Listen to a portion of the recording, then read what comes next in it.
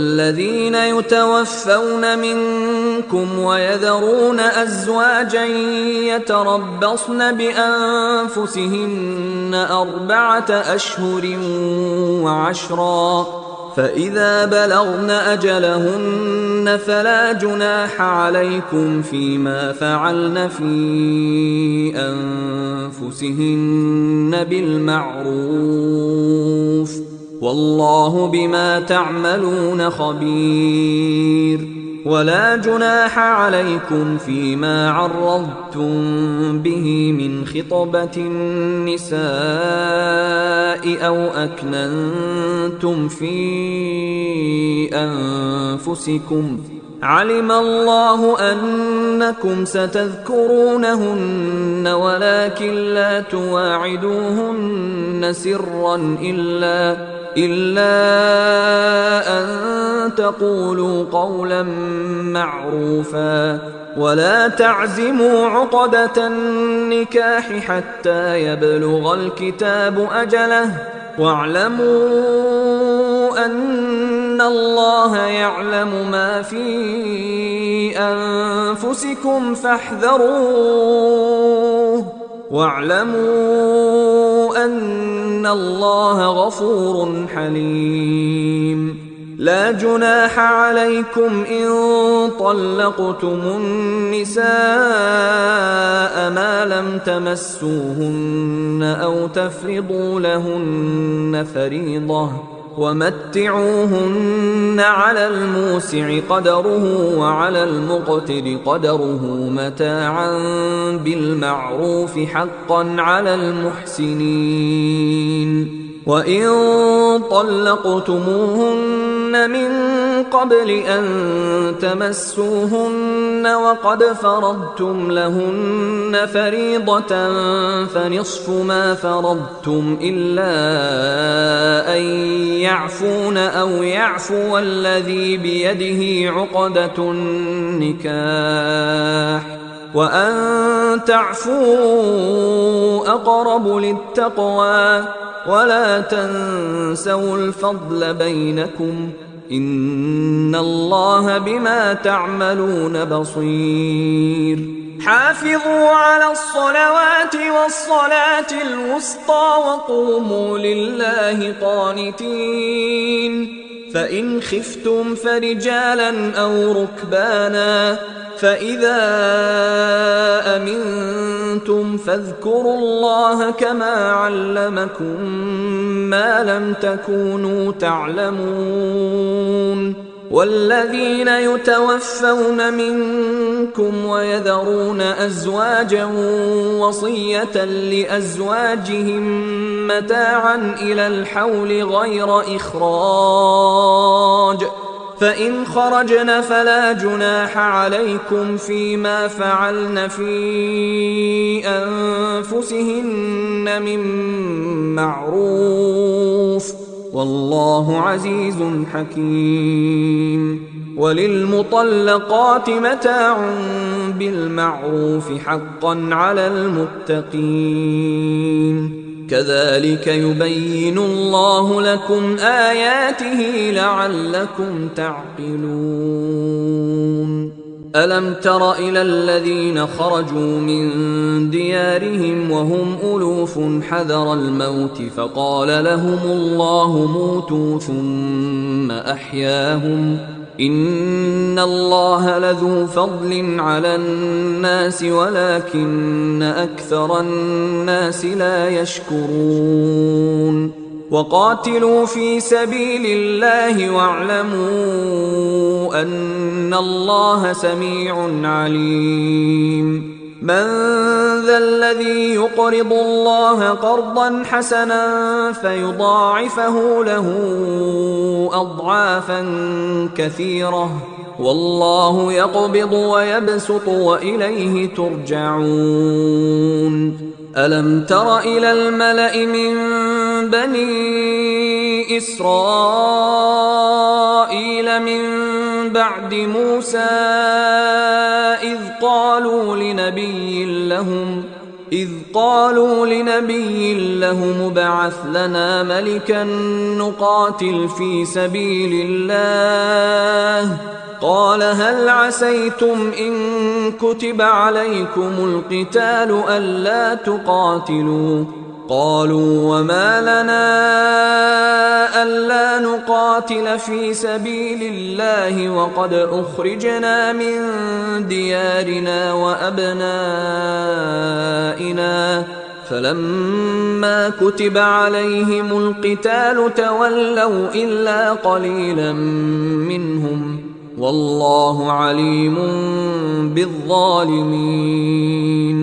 وقال لهم نبيهم إن الله قد بعث لكم طالوت ملكا قالوا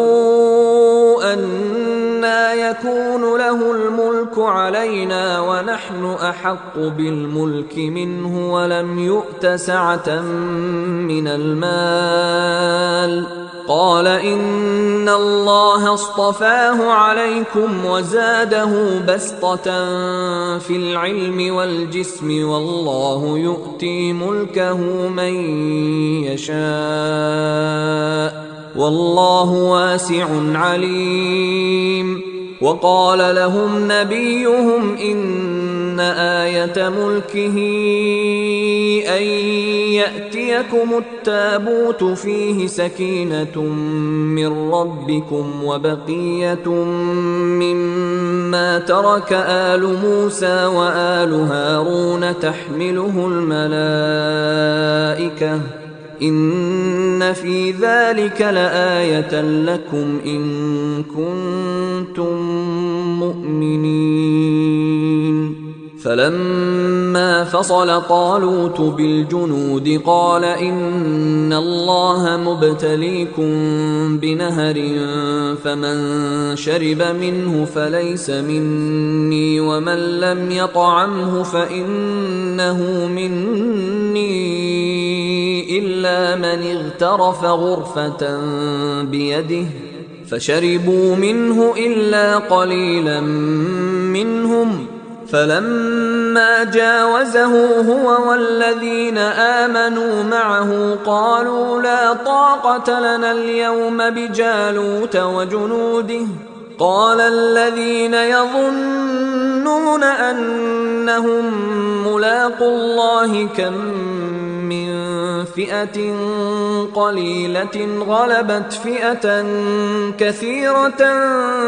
بإذن الله والله مع الصابرين ولما برزوا لجالوت وجنوده قالوا ربنا أفرغ علينا صبرا وثبت أقدامنا وانصرنا على القوم الكافرين فهزموهم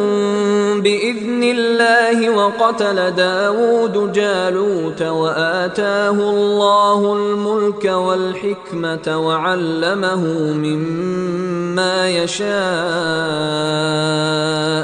ولولا دفع الله الناس بعضهم ببعض لفسدت الأرض ولكن الله ذو فضل على العالمين تلك آيات الله نتلوها عليك بالحق وإنك لمن المرسلين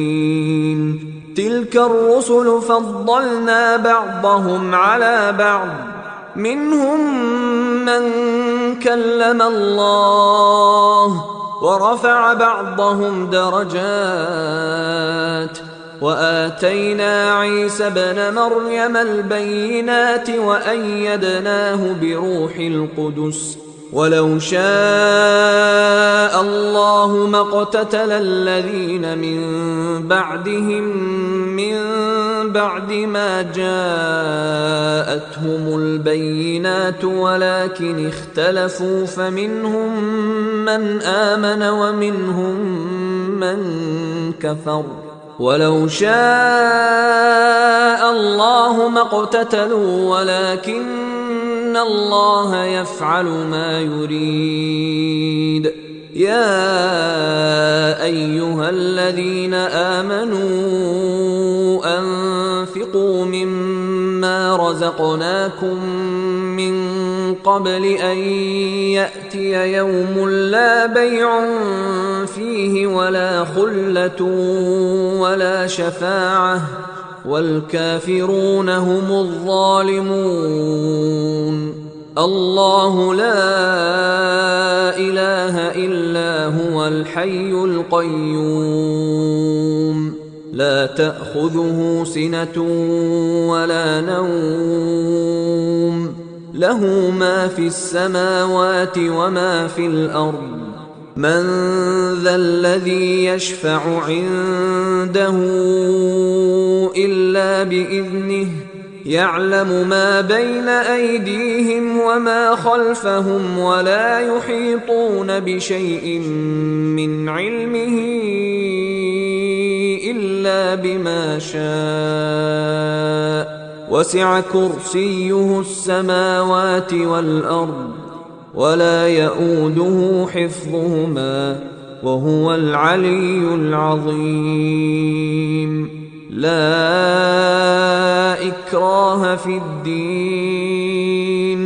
قد تبين الرشد من الغي فمن يكفر بالطاغوت ويؤمن بالله فقد استمسك بالعروة الوثقى لا انفصام لها والله سميع عليم. الله ولي الذين آمنوا يخرجهم من الظلمات إلى النور والذين كفروا أولياؤهم الطاغوت يخرجونهم من النور إلى الظلمات أولئك أصحاب النار هم فيها خالدون.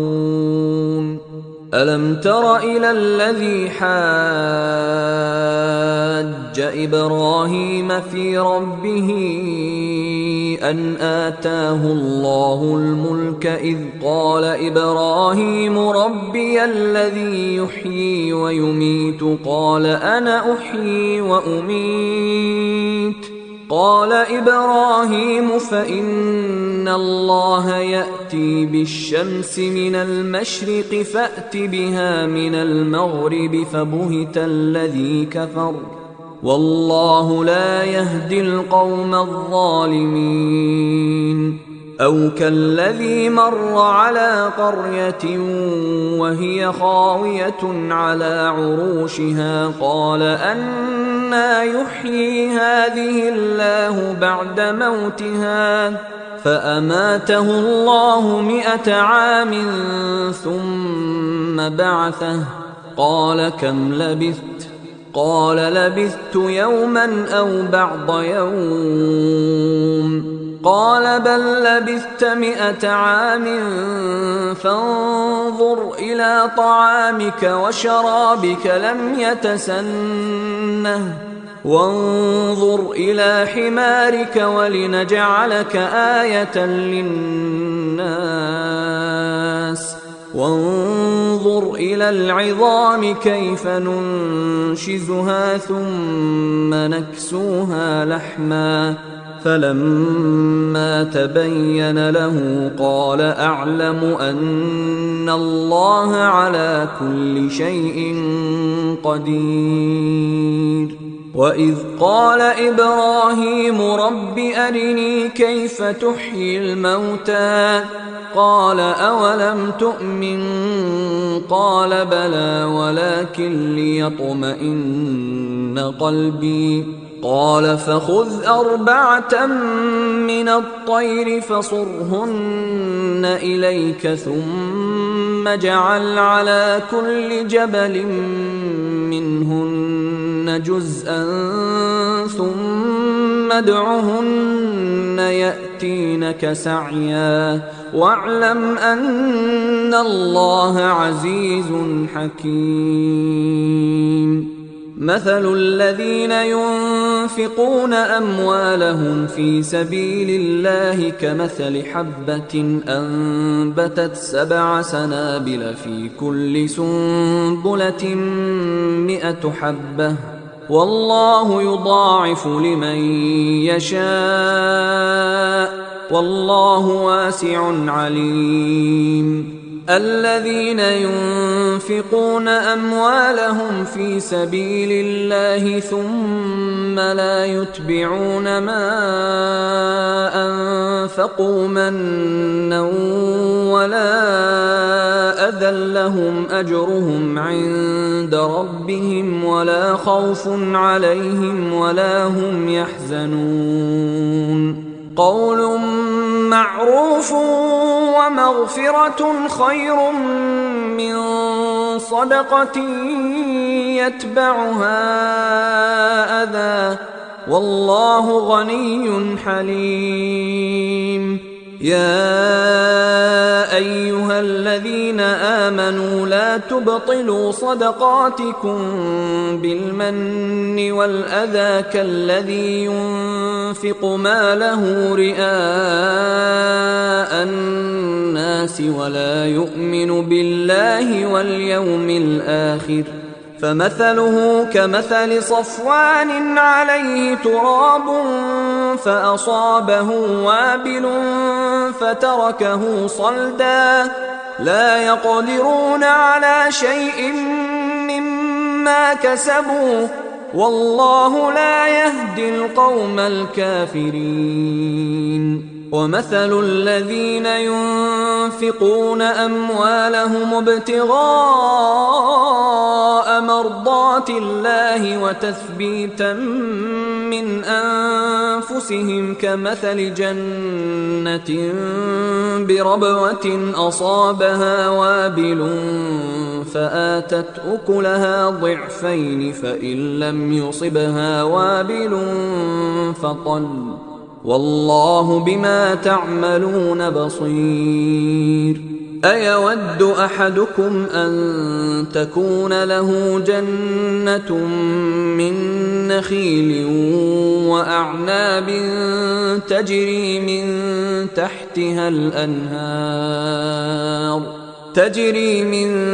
تحتها الأنهار له فيها من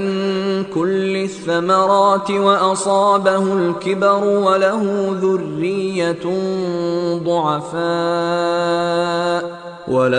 ذرية ضعفاء فأصابها إعصار فيه نار فاحترقت كذلك يبين الله لكم الآيات لعلكم تتفكرون. يا أيها الذين آمنوا أنفقوا من طيبات ما كسبتم ومما أخرجنا لكم من الأرض ولا تيمموا الخبيث منه تنفقون ولستم بآخذيه إلا أن تغمضوا فيه واعلموا أن الله غني حميد. الشيطان يعدكم الفقر ويأمركم بالفحشاء والله يعدكم مغفرة منه وفضلا والله واسع عليم. يؤتي الحكمة من يشاء ومن يؤت الحكمة فقد أوتي خيرا كثيرا وما يذكر إلا أولو الألباب. وما أنفقتم من نفقة أو نذرتم من نذر فإن الله يعلمه وما للظالمين من أنصار. إن تبدوا الصدقات فنعما هي، وإن تخفوها وتؤتوها الفقراء فهو خير لكم ويكفر عنكم من سيئاتكم، والله بما تعملون خبير. ليس عليك هداهم ولكن الله يهدي من يشاء، وما تنفقوا من خير فلأنفسكم، وما تنفقون إلا ابتغاء وجه الله، وما تنفقوا من خير يوفى إليكم وأنتم لا تظلمون. للفقراء الذين أحصروا في سبيل الله لا يستطيعون ضربا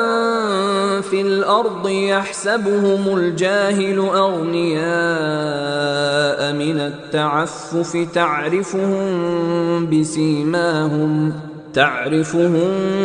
بسيماهم لا يسألون الناس إلحافا، وما تنفقوا من خير فإن الله به عليم. الذين ينفقون أموالهم بالليل والنهار سرا وعلانية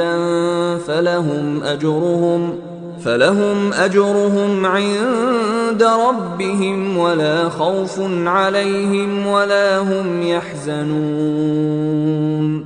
الذين يأكلون الربا لا يقومون إلا كما يقوم الذي يتخبطه الشيطان من المس، ذلك بأنهم قالوا إنما البيع مثل الربا وأحل الله البيع وحرم الربا، فمن جاءه موعظة من ربه فانتهى فله ما سلف وأمره إلى الله، ومن عاد فأولئك أصحاب النار هم فيها خالدون. يمحق الله الربا ويربي الصدقات، والله لا يحب كل كفار أثيم. إن الذين آمنوا وعملوا الصالحات وأقاموا الصلاة وآتوا الزكاة لهم أجرهم عند ربهم ولا خوف عليهم ولا هم يحزنون. يا أيها الذين آمنوا اتقوا الله وذروا ما بقي من الربا إن كنتم مؤمنين، فإن لم تفعلوا فأذنوا بحرب من الله ورسوله، وإن تبتم فلكم رؤوس أموالكم لا تظلمون ولا تظلمون. وإن كان ذو عسرة فنظرة إلى ميسرة، وأن تصدقوا خير لكم إن كنتم تعلمون. واتقوا يوما ترجعون فيه إلى الله ثم توفى كل نفس ما كسبت وهم لا يظلمون. يا أيها الذين آمنوا إذا تداينتم بدين إلى أجل مسمى فاكتبوه، وليكتب بينكم كاتب بالعدل ولا يأب كاتب أن يكتب كما علمه الله فليكتب وليملل الذي عليه الحق وليتق الله ربه ولا يبخس منه شيئا فإن كان الذي عليه الحق سفيها أو ضعيفا أو لا يستطيع أن يمل هو فليملل وليه بالعدل واستشهدوا شهيدين من رجالكم فإن لم يكونا رجلين فرجل وامرأتان ممن ترضون من الشهداء أن تضل إحداهما فتذكر إحداهما الأخرى ولا يأبى الشهداء إذا ما دعوا ولا تسأموا أن تكتبوه صغيرا أو كبيرا إلى أجله ذلكم أقسط عند الله وأقوم للشهادة وأدنى ألا ترتابوا إلا أن تكون تجارة حاضرة تديرونها بينكم فليس عليكم جناح ألا تكتبوها وأشهدوا إذا تبايعتم ولا يضار كاتب ولا شهيد وإن تفعلوا فإنه فسوق بكم واتقوا الله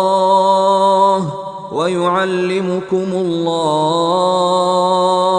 والله بكل شيء عليم وإن كنتم على سفر ولم تجدوا كاتبا فرهان مقبوضة فإن أمن بعضكم بعضا